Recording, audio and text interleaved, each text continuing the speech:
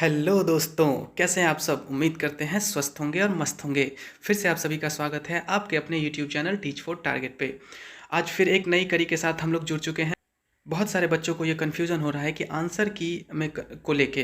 तो आंसर की को लेके अगर बच्चों को कन्फ्यूज़न हो रहा है तो मैंने तो उस पर एक वीडियो डाल दिया है। वो आपको डिस्क्रिप्शन बॉक्स में उसका लिंक मिल जाएगा, आप लोग जाके वहाँ से देख सकते हैं। और आंसर की में भी कुछ प्रॉब्लम है। वो बच्चों को ये लग रहा है कि वो मेरा आंसर गलत है कि सही है। ऐसे करके बच्चे बहुत कन्फ्यूज्ड हो रहे हैं।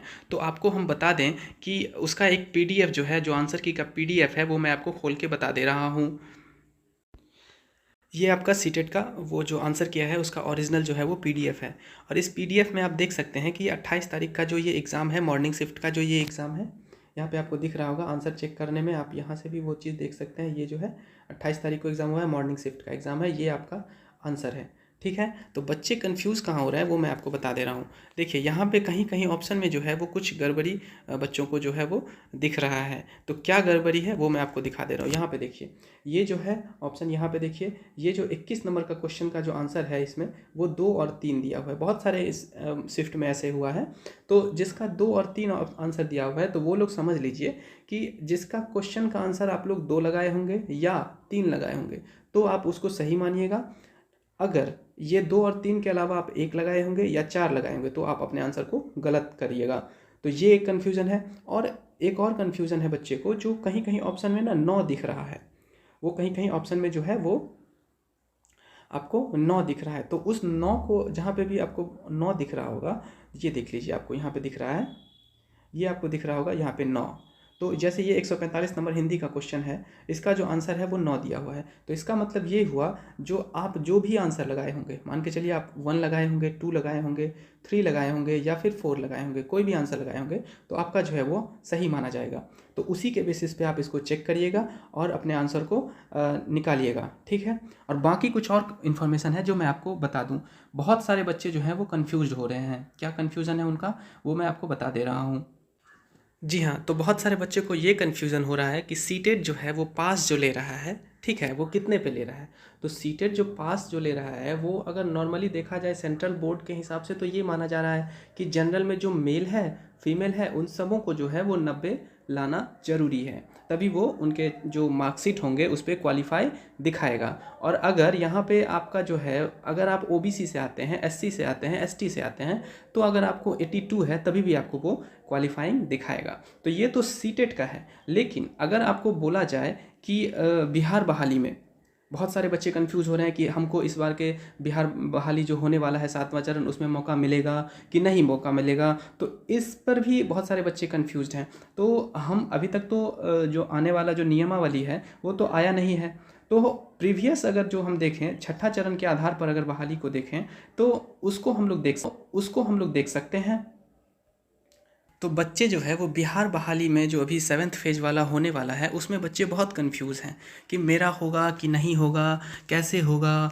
तो अगर देखा जाए जो पिछला जो नियमावली है उसके हिसाब से जो देखा जाए तो आप देख सकते हैं कि यहाँ पे जो 6th छठा चरण जो हुआ था उसका जो क्राइटेरिया लिया था तो वो क्या लिया था कि जनरल का 90 पे लिया था। जनरल का जो मेल है उसको 90 पे लिया था। फीमेल जो है उसको 82 पे लिया गया था, सिलेक्शन हुआ था उन लोगों का। उसके बाद ओबीसी का, अगर वो 1 कैटेगरी में है या 2 कैटेगरी में है, 1 कैटेगरी और 2 कैटेगरी का मतलब हुआ ये हो गया ईबीसी और ये हो गया बीसी। तो इसमें जो मेल और फीमेल हैं उनको 82 पे लिया गया था। और जो भी एससी एसटी पीएच, ठीक है, फिजिकली हैंडीकैप्ड, उनके जो भी मेल और फीमेल हैं उनको 75 पे लिया गया था। तो आप लोग ज़्यादा कंफ्यूज मत होइए, क्योंकि आने वाला जो नियमावली है उसका वेट करिए कि क्या कैसे जो नियमावली आएगा उसके हिसाब से फिर आप लोग देख लेंगे। जिनका भी अभी पिछले पिछले नियमावली के आधार पर अगर देखा जाए तो जिनका भी जनरल में लड़कियों का अगर 82 आ रहा है, आपको वो जो आपका मार्कशीट आएगा उस पर क्वालिफाई नहीं दिखाएगा, लेकिन आप लोग एलिजिबल हो सकते हैं अगर छठे चरण के हिसाब से लिया जाए तो।